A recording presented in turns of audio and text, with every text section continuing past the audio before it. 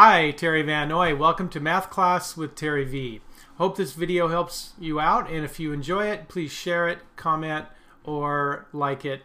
And you can also go to my website, MathPowerLine.com. It's a math resource blog, lesson videos for students, and other resources for parents and teachers. Give me a call or go to my website or email. All right, let's go to today's lesson. All right, to add rational expressions, it's a three-step process. In this case, it's going to be a combination between x plus 2 and x minus 1.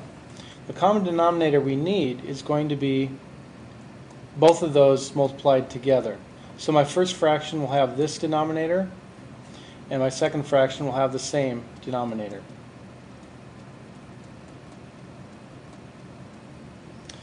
Then we need to rewrite each fraction. In the first fraction, I have an x plus 2 denominator, and I'm missing the x minus 1 part. So I'm going to be multiplying top and bottom by x minus 1 over x minus 1.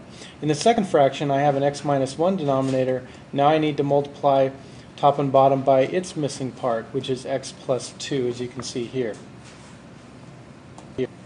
So above the first fraction, I have 1 times x minus 1, which is going to be x minus 1. And the second fraction, I have 1 times x plus 2, which gives me x plus 2. The third step is to combine the fractions together once we have then of course we have to simplify. So we're going to have an x minus 1 and an x plus 2 on the top of both fractions, combining it all together on the common denominator we've chosen.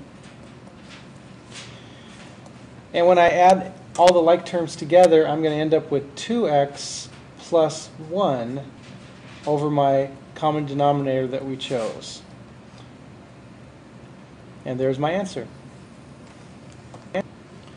In our next example, we notice in one fraction we have a denominator of a squared minus 4, and the other is a plus 2. Let's take a look at those denominators. A squared minus 4 can be factored as a minus 2, a plus 2. And we already have a plus 2 in the second fraction. So what I need to decide is what my common denominator is going to be, and it's going to have to be both of those binomials together. A minus 2, a plus 2 in both fractions. So I need to decide what I'm going to multiply the top and bottom of each fraction by to give me the denominator that I need. In this first fraction, I already have the denominator I need, so I'm going to just leave it alone, and a is my numerator. On the other fraction, I'm missing the a minus 2 part, so now I need to multiply top and bottom by a minus 2. That gives me 2 times a minus 2 at the top. Now I'm going to put it all together with the denominator that I have chosen, and I'm going to have a plus, and don't forget to use distributive property here to multiply that out. That would be 2a minus 4. So when I put it all together, a plus 2, a minus 2, denominator, and 3a minus 4 on the top. Let's try another example. In this problem, let's take a look at both denominators. I notice that 3x minus 3 can be factored as 3 times x minus 1. And the second denominator can be factored as 2 times x minus 1. So I need to figure out what my denominator needs to be. If I combine those together, I know I have to have an x minus 1 term, and then the 2 and the 3 make 6 when I multiply it together. So we're going to have a common denominator of 6 times x minus 1. In the first fraction, what part of those factors am I missing? That's right, 2 and 2. Multiply top and bottom by 2. So this will be the numerator of the first fraction. In the second fraction, what part am I missing? Yes, a factor of 3 needs to be multiplied by the top and the bottom.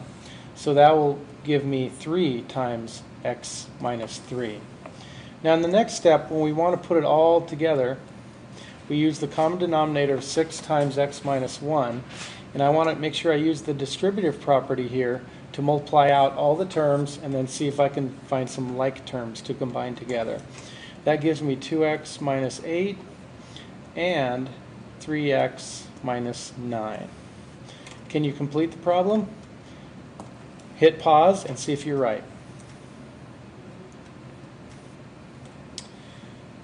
And the final few steps here, I'm going to combine like terms and get 5x minus 17 over 6x minus 6. There's nothing else to be factored, and that is my final answer. All right, there you have it. I invite you to go to my website now, MathPowerLine.com, or email me or give me a call. The way I work best with students is live, online in my classroom. So if I can help you in any way, answer some specific questions, the first lesson with me is free as I show you how everything works. All right, study hard and take care.